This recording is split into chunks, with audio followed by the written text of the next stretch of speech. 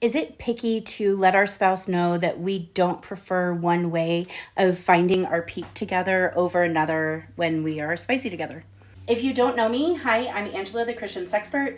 I talk all about sex and intimacy in Christian marriage. There's this narrative in the Christian church that women speaking up and using their voices makes them shrews or nagging or picky or things like that. And so women are taught to not express their preferences and their desires and to just go with the flow and keep sweet, do what their husband wants to do.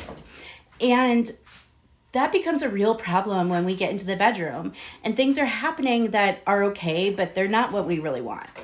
So it is absolutely acceptable for you to communicate with your husband and say, you know what? This is fantastic. This is great. I love doing this with you. I love that you prioritize my pleasure, but this isn't something that really is doing it for me. Maybe we've done it too much and now it's just become kind of routine and I want to change things up. And there's a difference between communicating your preferences and desires and forcing your spouse to do something that they are not okay with. So if you were to say to him, you know, I don't want to do this, I want to do this other thing, and he has communicated to you that he doesn't want to do it that other way, that's when that would be a problem. But because you're just saying, I want to do this other thing that I know that we both enjoy, that's not being petty or anything like that. It is advocating for both of you to have as much pleasure as possible in bed. One of the things that I like to let my clients know to try is try using a sex journal. That's where you can write about your experiences and how you feel about them. You can use the journal to communicate, you know what, it was a good orgasm, but you know what, I think next time I really want to try this.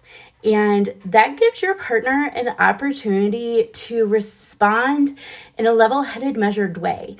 So I know myself particularly, my personality can tend to be very reactive. And so sometimes, even though I might not necessarily disagree with what my husband is saying, there's a knee-jerk reaction and I don't respond in a way that I would want to respond.